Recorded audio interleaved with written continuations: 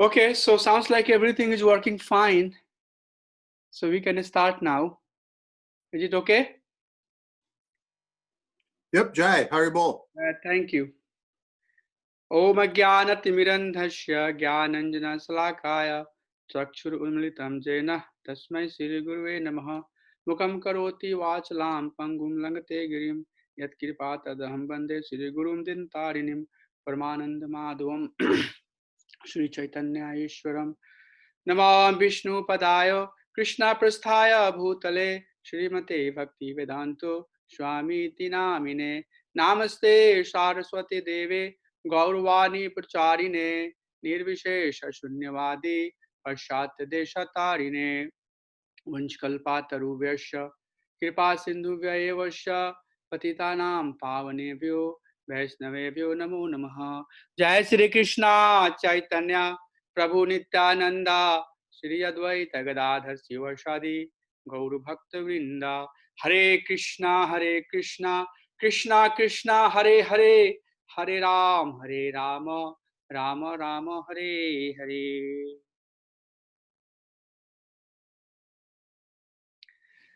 Thank you so much, Hare Krishna. So hope you all are doing great. I received so many. Hare Krishna, Boo. Hare I Krishna. cannot hear you. I don't know if it is just me having the problem. How about other devotees? Mataji, Sirivali Mataji, can you hear? We can hear you, Prabhuji. We are okay. Okay, thank you.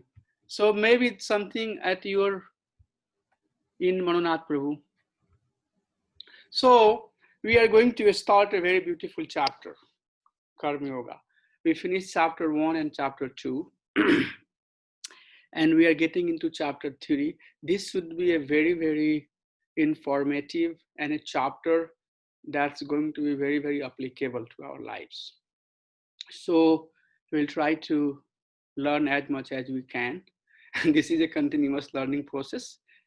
So this chapter has basically 5 major themes. So there are total 43 verses, and those verses can be basically categorized in different themes. So there are total 5 themes going on in this chapter, third chapter, titled Karma Yoga. So verse number 1 to 2, Arjuna's confusion, renunciation or action. So Arjuna is confused. That's mentioned in verse number 1 to 2. And then from 3 to 9, Krishna is talking about Niskam Karma Yoga is better for Arjuna than Jnana Yoga. So that's second theme. Niskam Karma Yoga is better for Arjuna than Jnana Yoga. And then verse number 10 to 16, Krishna is advising that come up, or one should come up from Karma Kand to Karma Yoga. So come up from Karma Kand to Karma Yoga. And then verse number 17 to 35, again, Krishna is coming and telling him more about Niskam Karma Yoga. And then Krishna is saying that even if you are qualified to do the Jnana Yoga, you should still do the Karma Yoga. And why you should do the Karma Yoga? Because by doing the Karma Yoga, you should set up the example for others to follow. So that discussion is basically happening in verse number 17 to 35, where Krishna is finally saying that Arjun, you should do Niskam Karma Yoga. And then the last few verses from 36 to 43, now Krishna is helping Arjuna to basically make him ready to do Niskam Karma Yoga. So Arjuna will say that I have some problem. How can I do the Niskam Karma Yoga?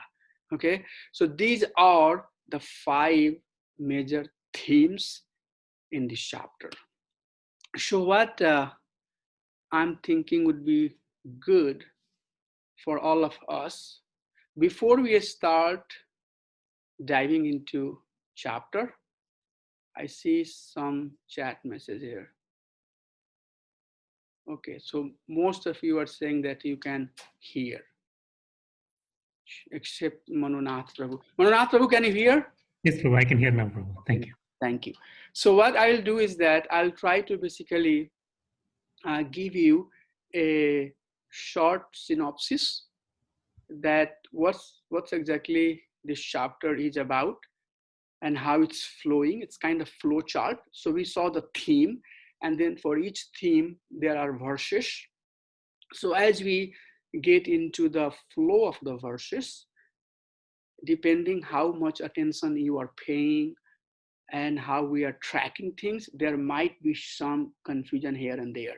So I decided that to give you broader kind of perspective, what exactly this chapter talks about, from now onward, I'll try to share a flow chart. And that flow chart will basically give us a rhythm, give us a pattern, give us a guideline that how this chapter is going to follow, so that we know what we are talking and what is coming up and what is going to come after that. That way we can stay intact and get as much as we can get from this chapter. So the first part of this chapter is that Krishna finished instructing Arjuna about Niskam Karma Yoga. And Niskam Karma Yoga is basically Buddhi Yoga.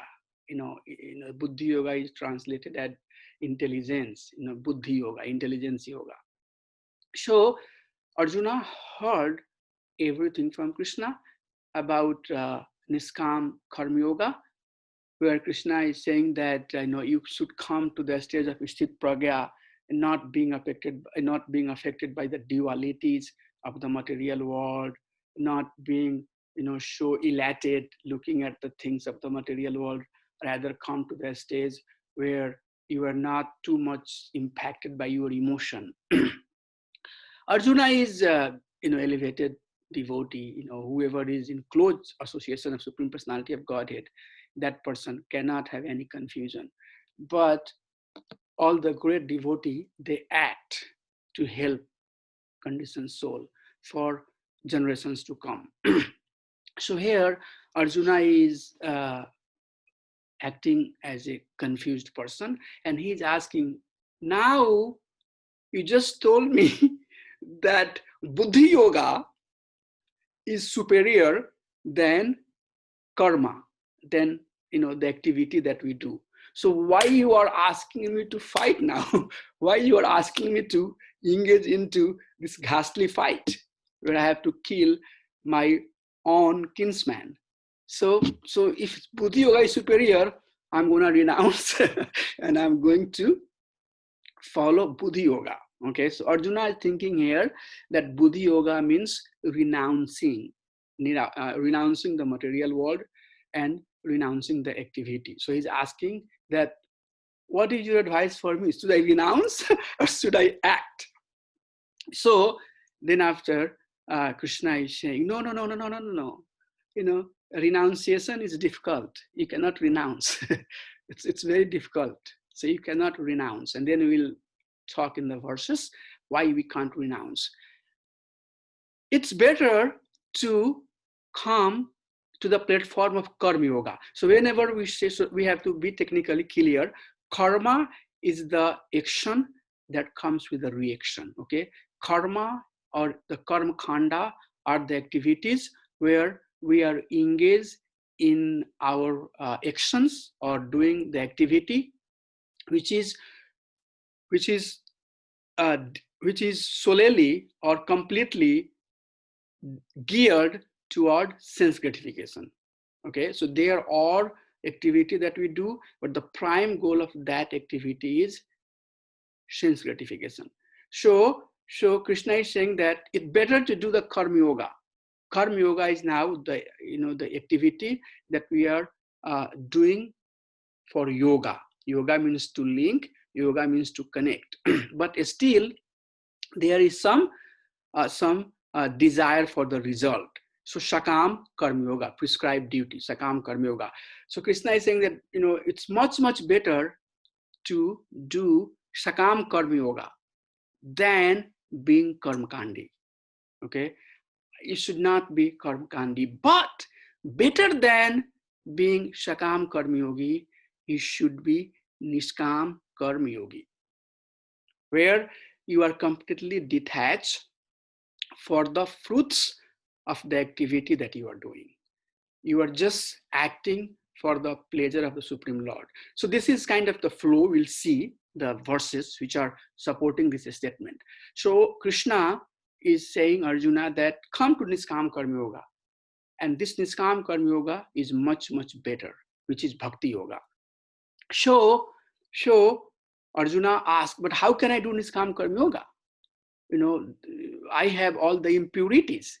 So with that impurity, I cannot do the Niskam Karma Yoga. So Arjuna is asking that what is that force that we have inside, that even I do not want to do something heinous, something menial, I'm forced to do it. So what makes me engaged into the ghastly, heinous activity of the world? What is that? So that's what Arjuna asked, and Krishna said that is basically lust. Lust is the one factor that's forcing conditioned soul to do ghastly, heinous crime, heinous activity. So then Krishna is explaining how that lust is residing. What are the different degree of covering that lust resides in conditioned soul? And then Krishna is asking where the lust resides. So, sorry, Arjuna is asking where the lust is residing. Then Krishna is saying that it resides in senses, mind, and intelligence. So then Arjuna is asking, okay, so how can I conquer this enemy of the lust? And then Krishna is giving him the process. And then finally, this chapter concludes saying that once we have conquered our greatest enemy and are fully situated in Krishna consciousness with our complete intelligence, then we can perform Niskam Karma Yoga. Such a beautiful chapter, very, very applicable, very beautiful, applicable. Very, very, I would say that, applicable chapter, very applicable chapter to our lives. I have impurities. So how can I get rid of that impurity to come to Bhakti Yoga, to Niskam Karma Yoga? So hope what I shared will help you to understand how this chapter is going to flow. In very concise way, I kind of concluded this chapter, that how it's going to start and where it's going to end. But now we'll go and we have to study this chapter. So we'll go and for each theme, we'll take the verses and we'll try to see how these statements, how these points that we just heard are being made one after another. So 1 to 2 verses, first 2 verses, Arjuna is confused and he's asking, oh Janardana, that's how this chapter starts. Oh Janardana, what should I do? If you think Buddhi is better than Karma Yoga, then why should I fight? I should not fight. He thought that he found a very easy excuse to not fight. And I'm not going to go back and share what are the 4 reasons he was saying not to fight. And then the second chapter we saw the glimpse of Karma Yoga, Jnana Yoga, and then also Niskam Yoga, finally coming to the Bhakti Yogas. All of that knowledge we have now. You have all done your homework, so I'm sure that all of that knowledge base is with you. So he's asking that, okay, so I should not be fighting here because it doesn't make sense to me. Then from here, verse number 3 to verse number 9, Krishna is basically first helping him understand that Niskam Karma Yoga is better than Jnana Yoga. Okay, so he's saying that, I want to basically renounce, and that's the tendency in the Gyan Yoga, that we like renouncing everything. Krishna is saying Niskam Karma Yoga is better than Gyan Yoga. So verse number 3 basically tells us that there are two types of yogi, Karma Yogi and Gyan Yogi. Karma Yogi basically performs the prescribed duty, but when the prescribed duty is performed without attachment to the result, then it becomes Niskam Karma Yoga and it becomes Bhakti Yoga. Okay, so our founder Acharya Srila Prabhupada many times translate Karma Yoga also as a Bhakti Yoga, because we have to understand that when the Karma Yoga becomes Bhakti Yoga, when it's being done without any expectation of the results. And then another type of yogi is Gyan Yogi, who renounce the work. And then in that purport, Prabhupada is very nicely, saying that religion without philosophy is, what is that? Religion without philosophy is sentiment.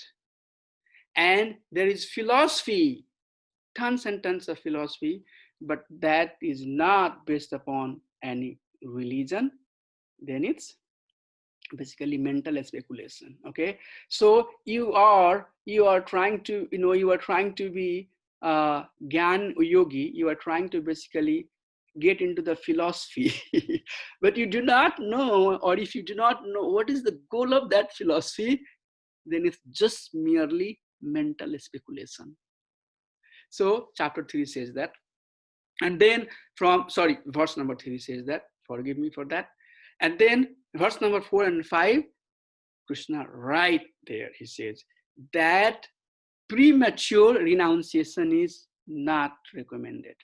Okay, you don't want to artificially renounce, because what happens is that if you artificially renounce, then although you will pretend that you have no attraction for the object of the sensual pleasures, but still your mind is going to dwell for that.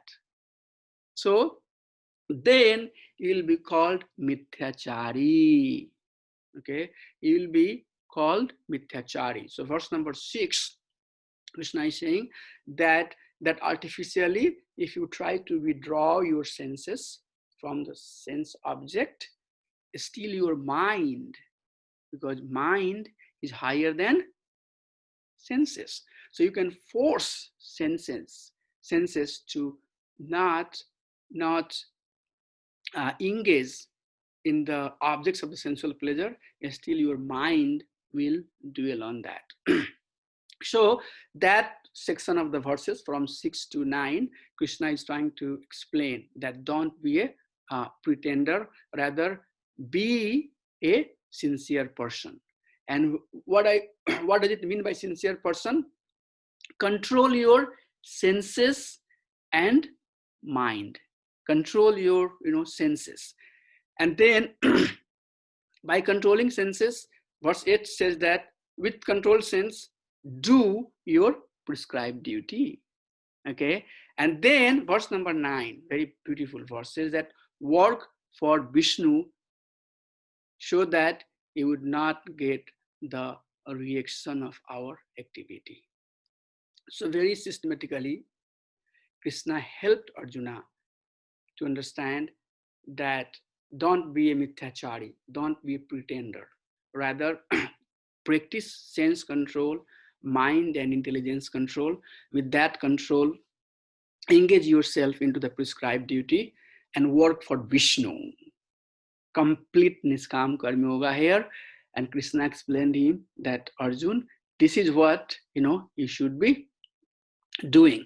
So after this, so here we just said that Karma Yoga is better for Arjuna than prematurely renouncing. Okay, so Arjuna was saying that, what should I do? Should I renounce or should I act? Krishna helped Arjuna understand, nope, you don't have to renounce. You have to act. And how you act? You act in Niskam Karma Yoga. So it's kind of higher boundary. We have basically sense gratification, we have karma khandic activity, and karma khanda, then shakam karma, and then Niskam karma.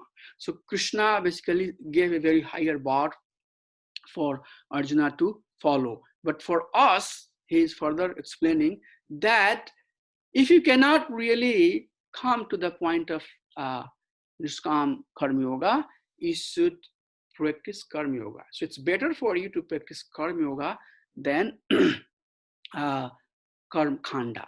And then verse number 10 and 11 is helping us to understand by doing the sacrifices, yajna, we receive all the happiness. Happiness comes by doing the yajna, or even by doing some demigod worship. But in Prabhupada, in purport, Srila Prabhupada is very clearly writing that indirectly we are approaching Krishna, because Yajna Purusha is Vishnu, Yajna Purusha is Krishna. So even if one will approach a demigod for material happiness or for the happiness, because it's fruitive activity, still there is Sakam Karma. We are talking about Sakam Karma here. So if you are going to demigod for some fruitive results, you are indirectly worshipping Krishna, because Krishna is the original Yajna Purusha. So by doing the prescribed duty, one will get the happiness. But if he is not using that happiness that's given to him as an offering, then that person will be considered a thief. So Arjuna, don't, if you are doing prescribed duty, don't be thief. Rather, the result should be offered to Krishna. And then this beautiful verse, verse number 13 comes, where Krishna is saying that you should be eating the food which is offered in sacrifice, which is offered to Krishna. So verse number 12 to 13, one should eat food which is offered to Krishna first. So you should, that by doing that, you should learn that the result that you are getting ultimately should be transferred to Krishna. And then verse number 14 to 16, Krishna is explaining what is the cycle of sacrifice. Life becomes sinful without sacrifice. And then the cycle of sacrifice is mentioned, and then it's mentioned that if one doesn't do sacrifice, yajna in this case, then one is engaged in sinful activity. So far, Krishna has explained that if one has desire, we are talking about Sakam Karma Yoga, if one has desire, it's better to work with desire in a religious way. So if we work not in a religious way, then that becomes karma khanda. It becomes totally for the satisfaction of our senses. Okay, but this is not what ultimately our goal is. But for sake of understanding, we have to understand that how prescribed duty should be performed, how Shakam Karma Yoga should be performed. So here is a beautiful pictorial way to understand how even one is engaged in prescribed duty. By performing the prescribed duty, ultimately one is engaged in pleasing the Supreme Personality of Godhead. So this is a circle, we have to start somewhere. So let's start from the food grain. Okay, we eat food. Okay, so food grain comes by rain. Okay, if there is cloud, if cloud is raining, then farmer can grow crops in their field. And rain comes by doing the yajna to demigods, by yajna. And Yagya is basically one of the prescribed duty. One of the prescribed duty. And prescribed duty is mentioned in Veda. Veda teaches us about prescribed duty. And who is author of the Veda? Author of the Veda is Krishna, Supreme Personality of Godhead, Lord Sri Hari. Okay, so when we hear Srimad Bhagavatam from Sukdev Goswami talking to Parikshit Maharaj and other sages, or when Sutta Goswami is talking to sages of Naimisharanya, or when Maitreya Muni is talking to Vidura, in reality, the speaker is Krishna, because Krishna had originally spoken that message to Brahma, and Brahma has spoken to Narad, and then Narad is spoken, talking to Vyasdev, and that's how this is coming. So it doesn't matter who is talking to whom. If we go back, and we told before that Krishna consciousness means we always try to find the root cause. There could be primary, secondary, tertiary, fourth degree, another degree of reasons and cause. But when we talk about Krishna consciousness, we try to find Anadiradir Govinda, Sarvakaran Karnam. Who is the cause of all the causes? The Supreme Lord, Lord Sri Hari, is cause of all the causes. So the Veda is coming from Lord Sri Hari. The food grain that human being is eating, if that food is offered to Krishna, then by eating that food, one will not incur the sin. Because we'll read in this, I think we read in the previous verses that if we don't offer the food to Krishna, we are merely eating the sin. So you can see that cycle. So this is just one way to see how prescribed duty indirectly can help one elevate slowly and slowly towards Krishna. Okay, so this was one of the way, and there could be other example, but this is what is mentioned in this chapter. So we just try to see that how these steps are linked, and ultimately it's coming from Krishna. And if it goes back to Krishna, we are losing nothing, rather we are basically purifying our existence. So that's the point Krishna is trying to make, that the goal of engaging in prescribed duty is that one should purify their existence. Okay, so that's the point we have made so far. Let's move to the next slide. So again here now, Krishna gave glimpse of Niskam Karma Yoga, and then he said what is Karma Yoga and how it basically helps. But now here Krishna is finally coming and giving more information on Niskam Karma Yoga, so that's the goal. Krishna wants Arjuna to come to Bhakti Yoga. So let's see what verse 17 and 19 says.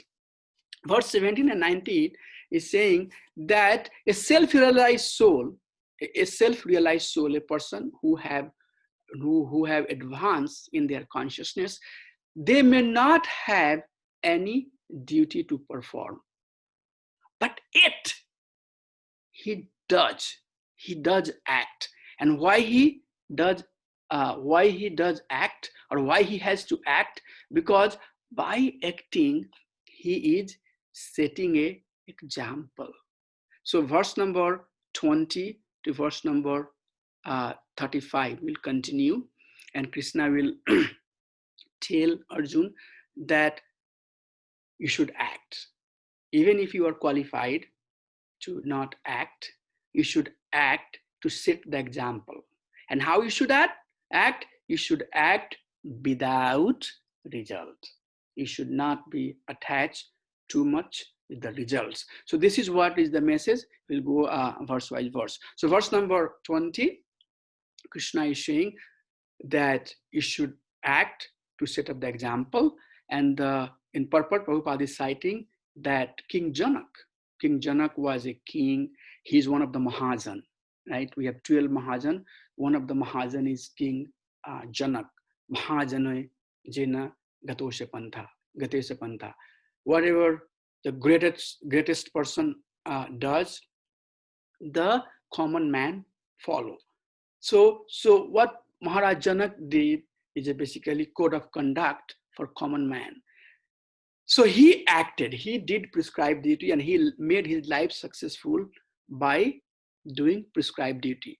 Me myself, Krishna is saying that I am here, your chariot driver, acting as a chariot driver, because by doing this prescribed duty, I am also setting up example for common man to follow. And then verse number 21 to 24 clearly says that common men follow a great person. And then that beautiful verse comes, which is a verse for memorization also. Yad yad achrati shreshtas tad tad yavataro janah shayat pramanam kurute lokastad anuvartate. Lokastad anuvartate. So the greatly person does prescribe duty to set up a standard for ordinary man to follow. But 25 and 29, Krishna is saying, what are the quality of a attached worker and what is the quality of a detached worker? Attached worker becomes karm kandi. If somebody is attached, and then doing for sense gratification, then it becomes karma kandi. If he is attached but not doing for the sense gratification, then he becomes karma yoga. But if he is not attached, then he becomes niskam karma yogi. So that's what is mentioned in verse number 25 to 29. And then verse number 30 is the shamam bonam. Very clearly, Krishna, everything that has to be spoken in this chapter, Krishna is saying in this verse. Work for Krishna. Do your duty depending on me. Mai sarvani karmani sanyasha adhyatma chetasah nirashar nirmamo bhutva yudhashva vigata jwaraha. Mai sarvani karmani. Offer all of your activities unto me. How? With full knowledge and being dependent on me. Nira ashir nirmamo bhutva. Without a personal desire or without a sense of proprietorship. Dhashva vigata jwaraha. Free from any lethargy, get up and fight. So you act for me. And then verse number 31 says, results of following my teachings. So now Krishna is saying that one who follow my injunctions, the one who follow my instruction will become free from all bondage of the fruitive activity. So when we are performing the devotional service under the guidance of the spiritual master who is coming in the lineage of Maharshi Vyasadeva, that means we are following the instructions of Supreme Personality of Godhead, Lord Sri Hari.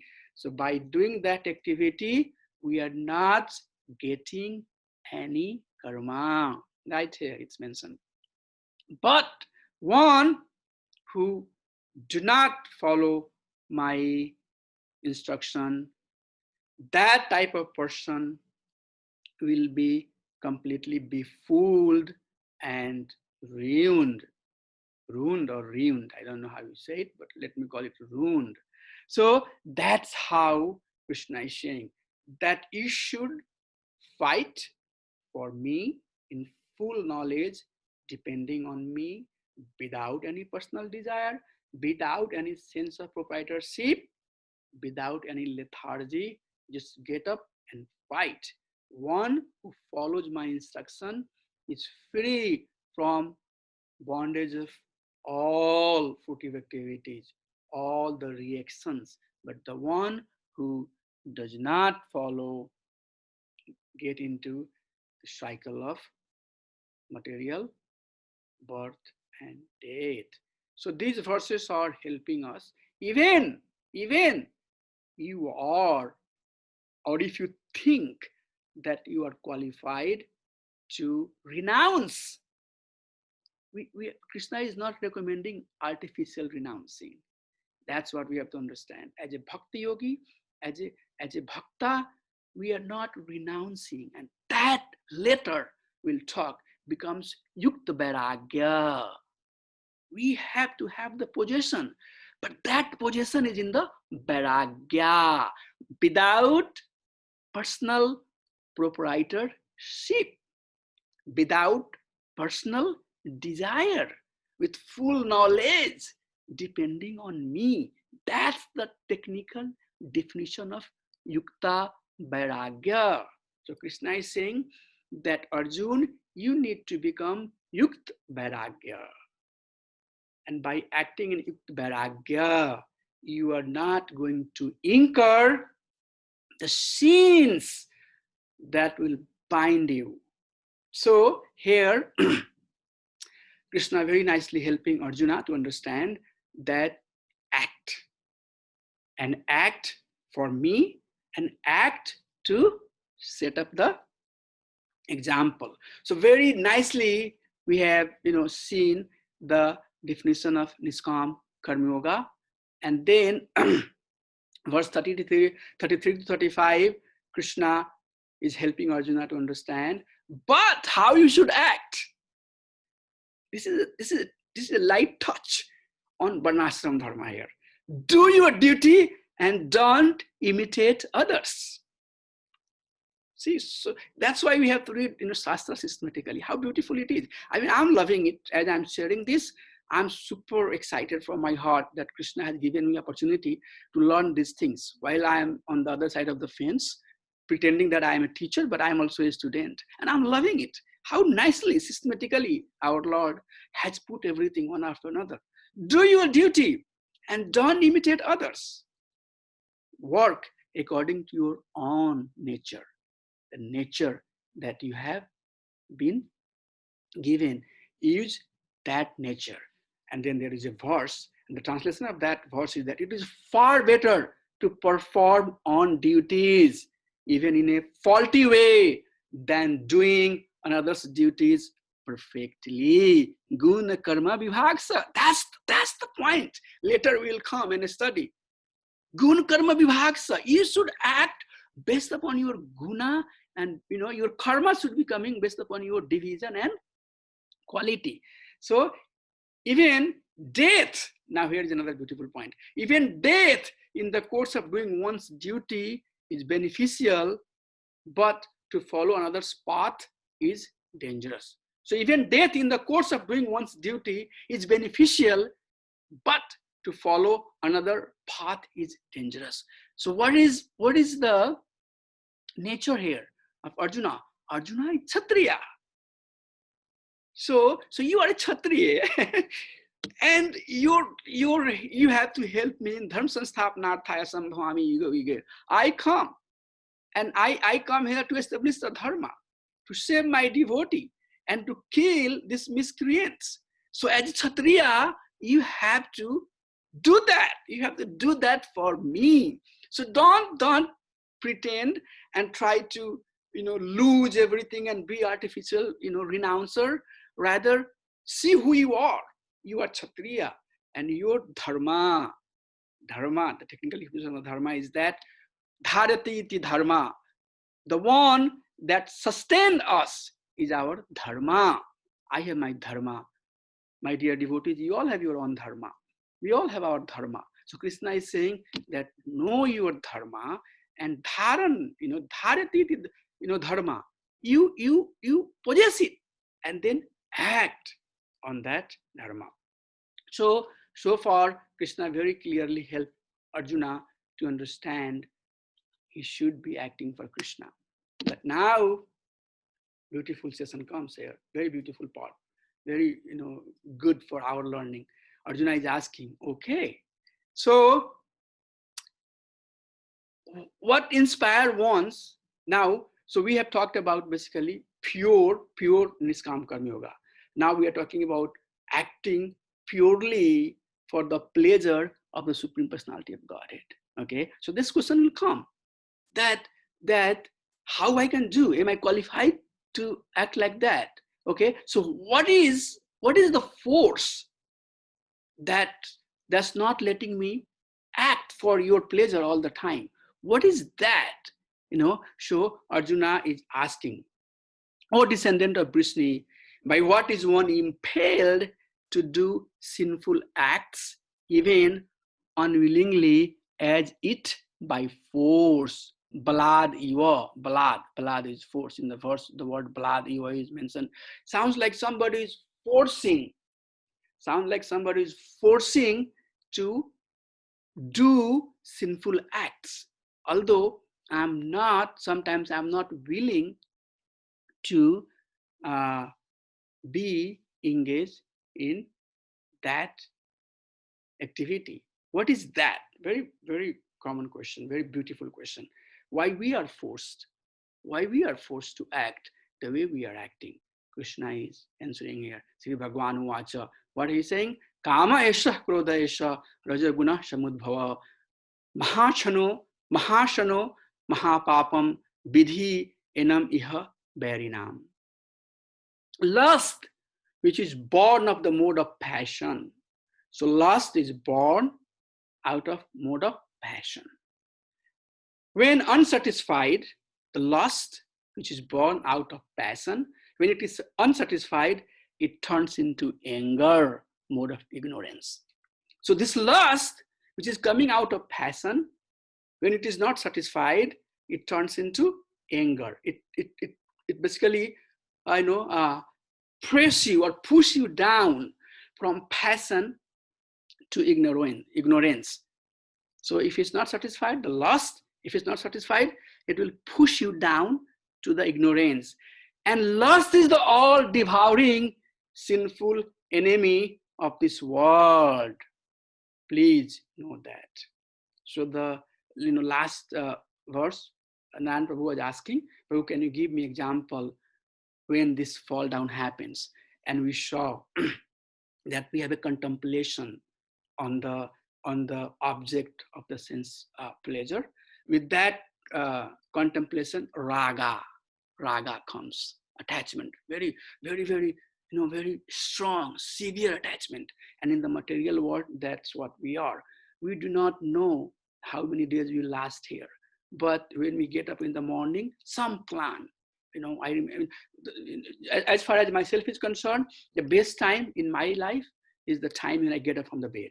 Oh my gosh, my mind is so calm and quiet, and I think what I have to do. Whole day, so many things that I have done wrong, previous day, and the good thing that I'm going to do today. All of that comes, and then as I get into the later part of the day, my mind slowly gets kind of all types of vibes and frequency and noise and all types of electromagnetic wave moving around, and then I start feeling that I'm kind of not where I should be.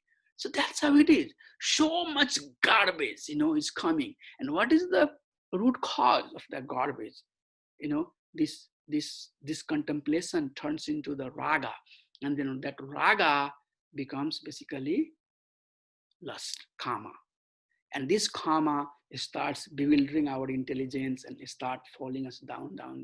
So very similar thing Krishna is saying here, that this is the raga, the attachment, this lust, the lust, the kama, not the raga. The lust is basically after raga, after kama.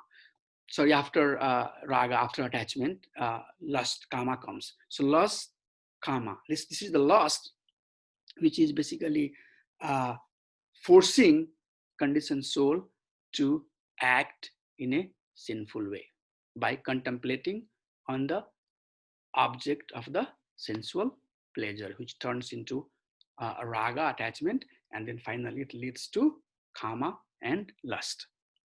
So Krishna is further helping Arjuna to understand and how these lusts have covered our consciousness. So there are 3 degrees of covering. This lust has covered our consciousness in 3 ways. The first one is as a fire is covered by a smoke. So, if you have seen the fire, you'll see that as fire is coming up, then it turns into the smoke, right? It's a smoke. So as fire is covered by a smoke, that's one type of covering. Lust. How so in simple way, how deep rooted this lust is, how deep that lust is inside us. Okay, so that's what Krishna is explaining, that what are the 3 degrees of covering. The first one is as fire is covered by smoke. That's one type of lusting, one type of covering. The second one is as mirror is covered by dust. Okay, so that's second, and we'll see in the next table, we'll understand what does it mean. The second type of covering is that a mirror has layers of dust. Okay, so that's second type of covering. And third type of covering is basically a baby in the womb of a mother. As the embryo is covered by womb. Okay, so 3 type of covering. The lust has covered us on these 3 types. As smoke covers the fire, as dust covers the mirror, and as womb covers the embryo. These 3 types of covering. We'll see what exactly that means. So I have a table here. The first column is object, fire, mirror, and embryo, covered by smoke, dust, and womb. Compared to the consciousness. So fire, when covered by smoke, that's considered to the consciousness of a human being. When mirror is considered to dust, that is considered consciousness of an animal. And embryo, when embryo is covered by womb, that is considered the covering like trees. So there somewhere else, not in this purport, it's mentioned that there are 3 types of consciousness. Okay, one is called anavrita consciousness, and then second is called sankuchita consciousness, and third is called mukulita consciousness. Okay, so anavrita consciousness, there is some consciousness, but it's on very, very, very, very minute level. There is some consciousness, but it's very, very minute. That's called anavrita consciousness. And trees, Dr. Bosch,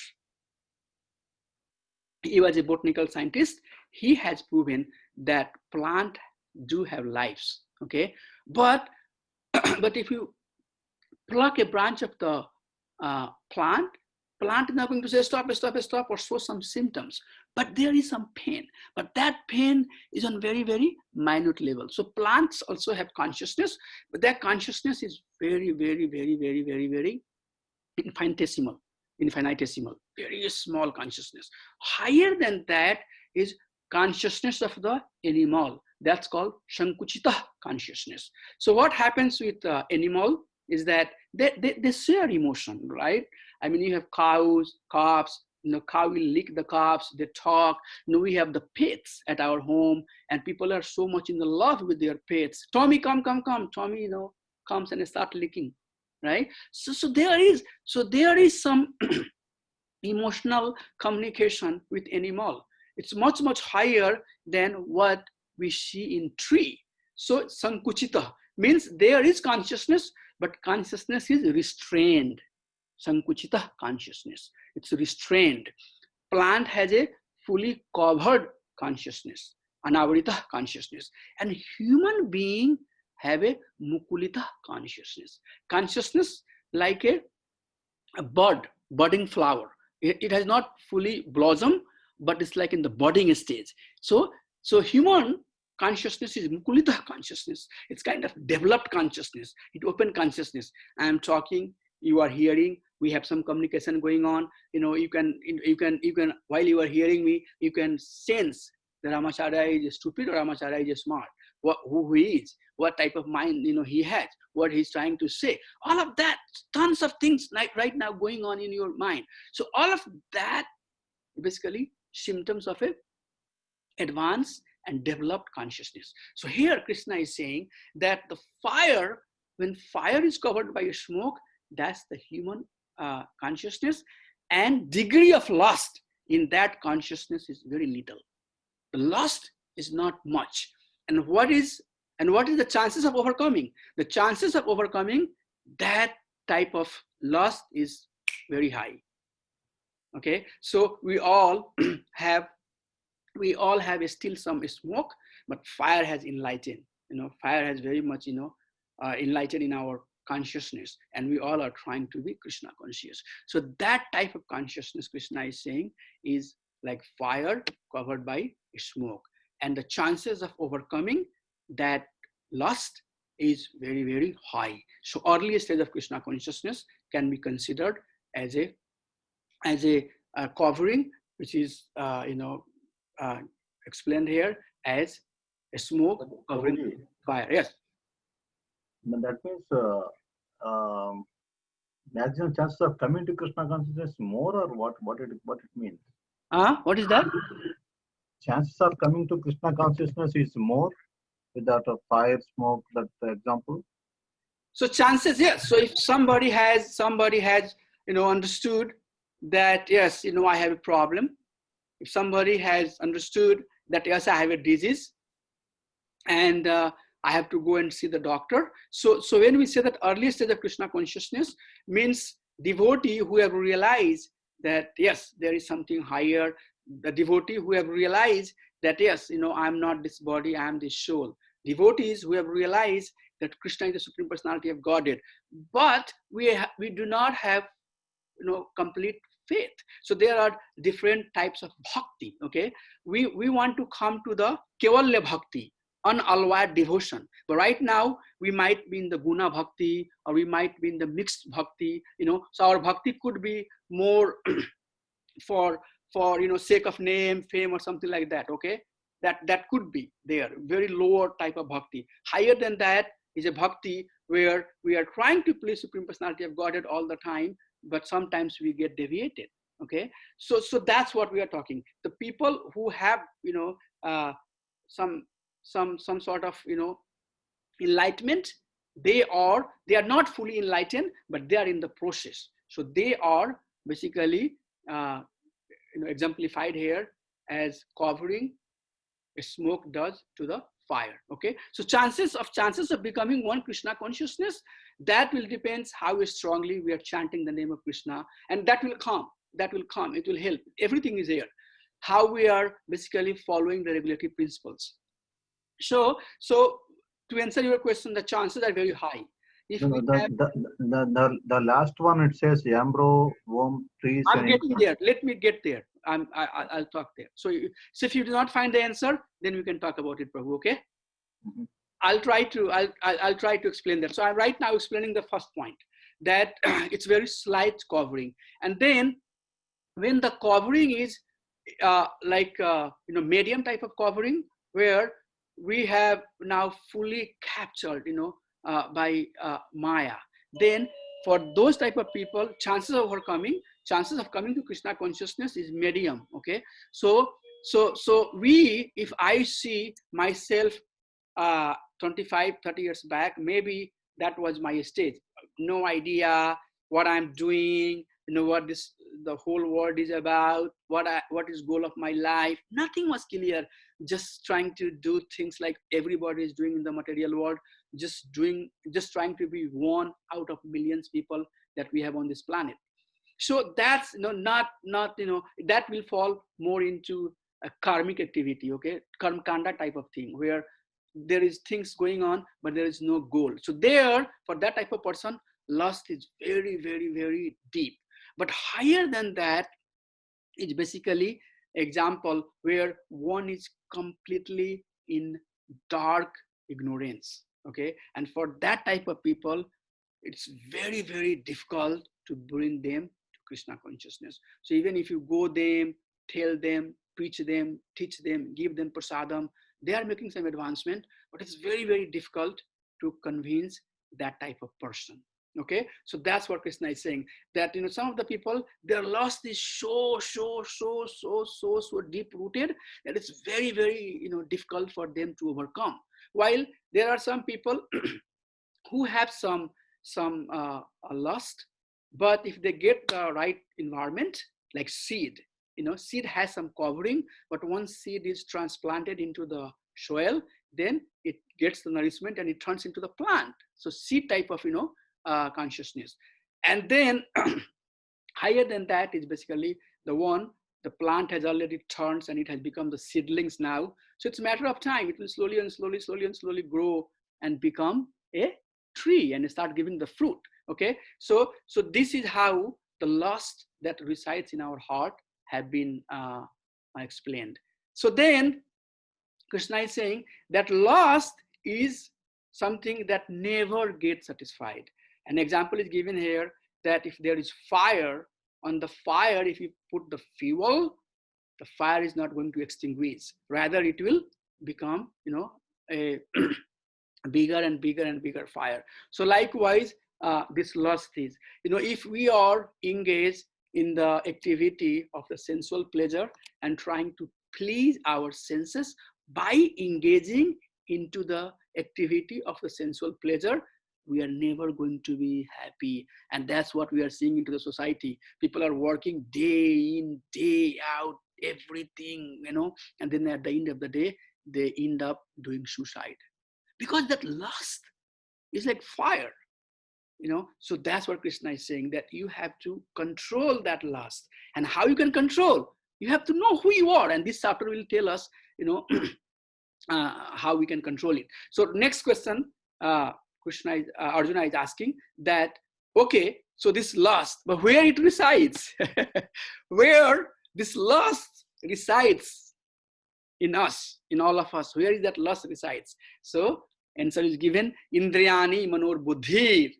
Okay, the lust resides in the indriya, in the senses, and mano in the mind, and buddhi in the intelligence. So this lust is residing at these three places. That is why all the time intelligence is being driven, mind is being driven, our senses are being driven. For what?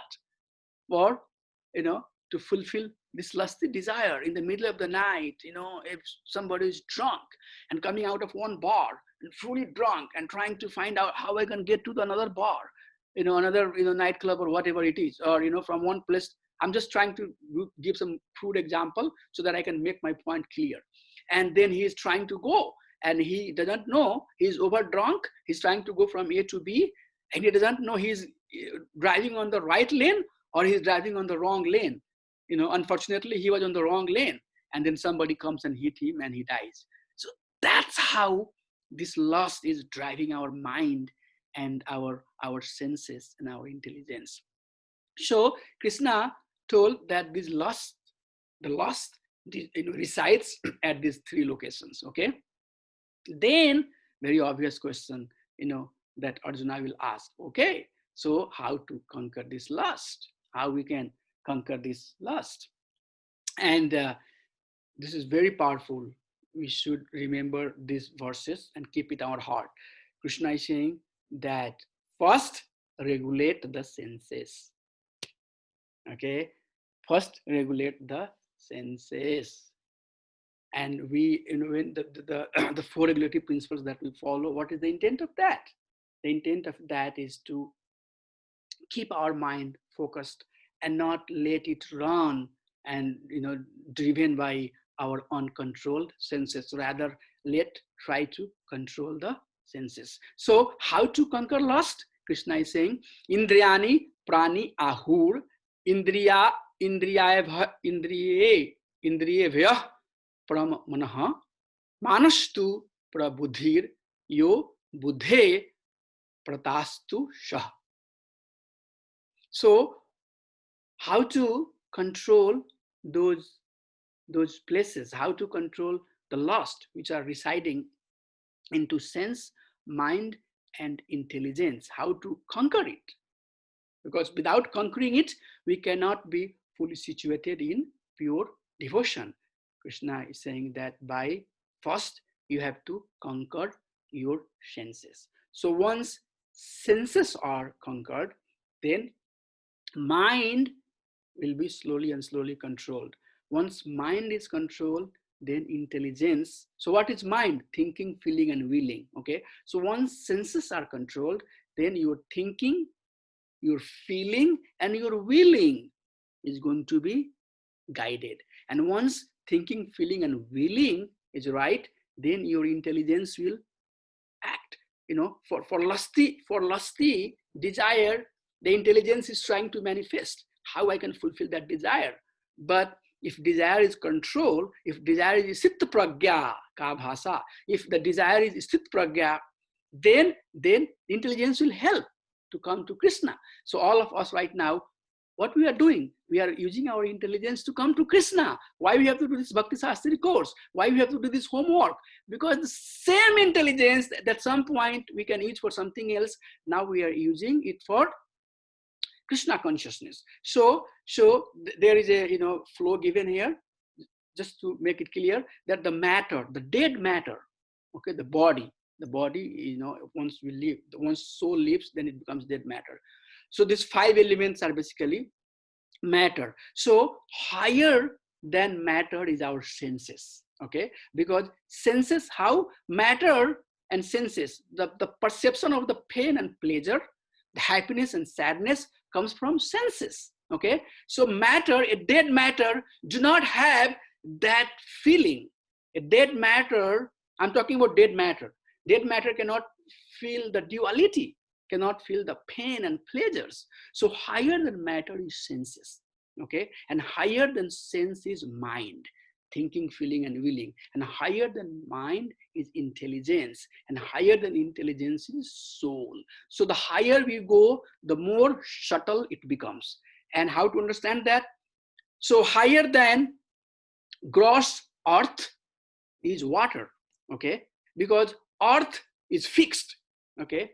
But water, it can take any geometry, right? But higher than water is fire, because fire can move up, water cannot move. Higher than fire is air, okay? So the more subtle it becomes, the more degree of freedom it has, just to make this point clear, and the more liberty it has. So soul is very, very subtle.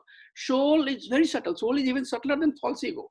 And higher than soul is super soul. So if we cannot perceive the soul, how we can perceive the super soul, okay? So that's what it is. The gross matter has very, very least degree of freedom. But the more subtler it becomes, the more degree of freedom it has, and that's how it becomes higher and higher and higher. So when we become fully Krishna conscious, our degree of freedom will increase, okay? We can do more. And sometimes, just to make the point, sometimes we surprise how Srila Prabhupada can do all of that in his lifespan. How many beautiful songs Narottam Das Thakur wrote, because they are not this matter or the senses or mind or intelligence. They're beyond all of this. They're acting on the platform of the pure devotion, okay? So that's what Krishna is saying, that. But the first thing, not to be forgotten here, the first thing that we have to do, by controlling the senses. Once we control the senses, then the mind and intelligence, which is higher than the senses, will be automatically controlled. Krishna is not saying here that you should artificially try to control your intelligence and mind. Rather, be strong controlling your senses. And once senses are controlled, then that will give you the energy to control your mind and intelligence. And then finally you come to the stage of understanding that I'm not this body, I'm this soul. Then higher than that, we'll understand that, okay, so super soul. Even finer than soul is super soul. And finer than that is Bhagwan. Smallest, finer than finest is Krishna. And bigger than biggest is Krishna. Okay, so that's how senses help us to promote in our Krishna consciousness. And then the last verse, Krishna is saying that once you have controlled your senses, mind, intelligence. By doing that, you will conquer your lust. And once you have conquered your lust, you will be fully situated in Krishna consciousness. Okay. So last slide, I'm running a little late. Last slide is this one, just a summary again. So we started when Krishna was confused and he was not sure what he should do. He should renounce or he should act. Krishna helped him understand that renounce is not good for you. Don't artificially renounce. Rather, come to the Nishkam Bhakti. Act for my pleasure without thinking anything that belongs to you. No proprietorship, and fully act in my pleasure. So question comes that how can I do that? It's something very high. How we can basically come to pure unalloyed devotional service, Niskam Karma, Niskam Yoga, how we can do that? And Arjuna is asking, what is the enemy that will not help me to do the Niskam Karma Yoga? Krishna said, it's lust. Lust is the one that's the greatest enemy. And then we talked about the degree of covering, how deep that lust is inside us. We gave the example of a smoke, dust, and womb. And then Krishna helped Arjuna to understand where that lust resides. And the place of residence for the lust is sense, mind, and intelligence. And then also we learned that in order to conquer the greatest enemy of ours, this lust, we have to first follow the regulative principle. And by following the regulative principles, once senses are subdued, once senses are regulated, then slowly and slowly, mind and intelligence will be focused and regulated, and will start thinking for the right cause. And by doing that, Krishna consciousness will awaken in you, and as you will continue doing, you will have the spiritual strength, and by that strength, you should be able to control your senses, mind, and intelligence, and be fully situated in the divine service of the Supreme Personality of Godhead, Lord Sri Hari. Thank you so much. So that was the essence of this chapter that I wanted to share with you quickly. I am late by 11 minutes. Narayan Prabhu had something that he wanted to get some more clarification. So if you still have something, Narayan Prabhu, we can talk about it. Otherwise, we can adjourn. Thank you so much. No, the example of trees, smoke, and all those things. Is it intensity is more there if you have the tree kind of thing? That's what we are trying to explain. Or so, can you go to the slide? Maybe that. Yes. Let me go to the slide. Yes, Prabhu. So you ask question so that I can understand what exactly means. No. It is the tree, an animal, and humans are there compared to consciousness.